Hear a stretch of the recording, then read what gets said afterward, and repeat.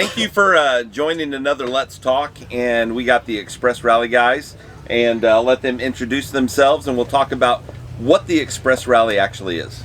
Go ahead. I'm Dyer and Aaron out of Little Rock, Arkansas. Been Express Rally staff after the first Adventure Series. Okay.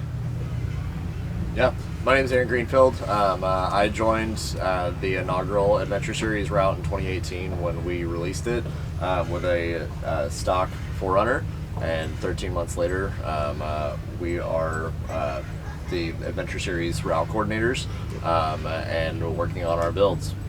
Very Much cool. better introduction. Very good. Yeah, that was really good. Edit one back out. So, and your rig's awesome. I mean, it's taken how long did you say that you've been with the Express Rally? So my wife and I have been part of the Express Rally family since the inaugural event in August of 2018. Okay. After 4 or 5 months of kind of deciding where we wanted to start, we started in January of 2019 with the build. Did a full Icon Stage 3 suspension system. Awesome. And Icon alloys, BF Goodrich KM3s, and then just continue the build with minor mods like onboard air system that's filtered out to all four tires, so I can air them up at the same time. And so really since January it's become what it is. Gotcha. And then the Express Adventure Rally, and we're calling it Express Adventure Rally? No, it's Express Rally Adventure Series. Okay. Get that cleared up. What type of vehicles usually go? Like, does it need to be heavily modified? Can a stock vehicle go? So we have a really wide range of, participating vehicles. We've had Subaru Crosstreks with a 2-inch lift, and some KO2s come out with us, all the way out to full built rock crawler Jeeps. Okay. I mean, it's and literally everything in between, but the majority of vehicles that come on the rally, I think you'd agree, are Toyotas and Jeeps. I mean, that's pretty much all we have, and then get a little bit of variety sprinkled in. Last year was our first Porsche Cayenne Turbo S. Oh, nice. That was pretty amazing to watch wheel. Triple lock from the factory, ride height adjustments, more clearance than I think my GX had, and it was just incredible to watch that work. I think that's probably been the most unique vehicle we've had out there. We even actually had an adventure motorcycle join us for a little bit. Yeah, an electric adventure motorcycle. Really? Yeah. It had a 150-mile range. Oh, that's nice. And they towed it on the back of the Cayenne, so when we went to the park, he was riding that around through there with us. Okay, and then so tell me a little bit about what the series is, what the rally actually is for off-roading. Yeah. So the rally is really designed around the community aspect. So Express Rally's inception started with American muscle and exotic vehicles doing road rallies.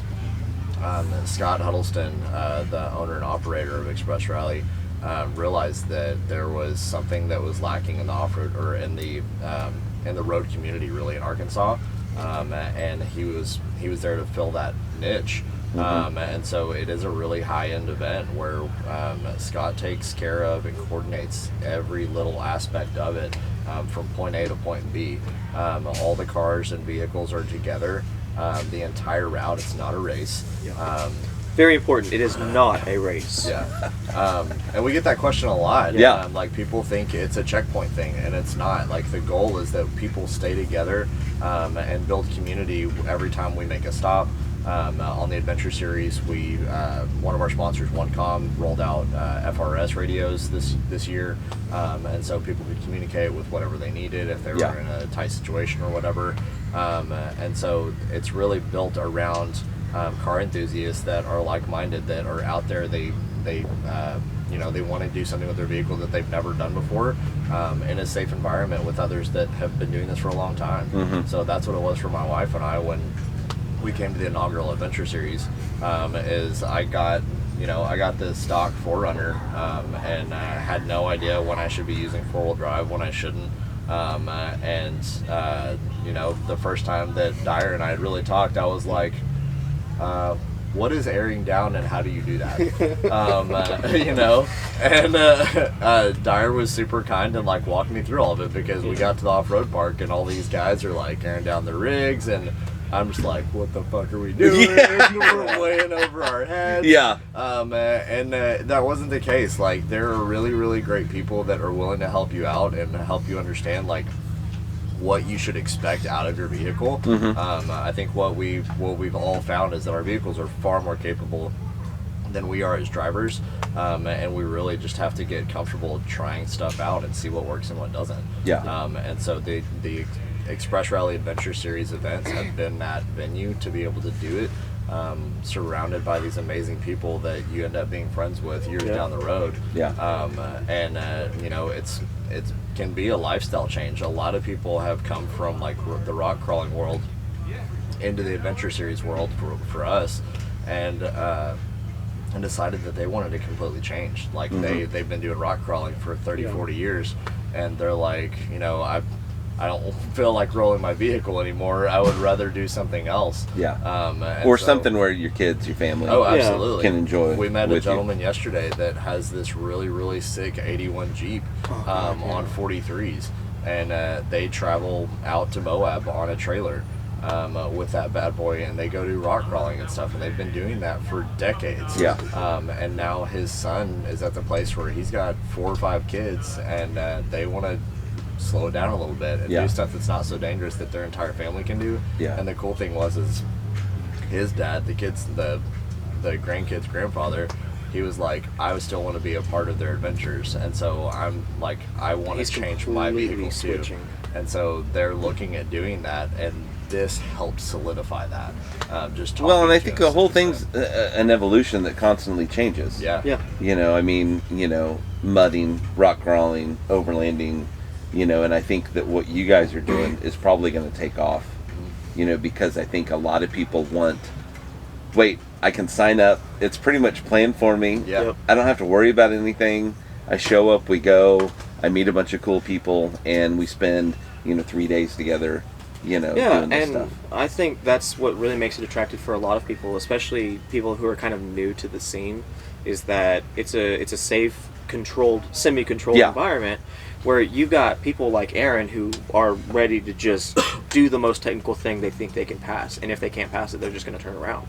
You know, but you have groups of people that come with you, and you're like, hey dude, this is the line you should take, this is how you should maneuver through here. And I think what's nice is that we combine that sense of overlanding, of traveling to a new destination, but we also get that rock crawling, you know, a little bit, so that people can kind of really test out their vehicles, see what they need to do, see where they want to go with it.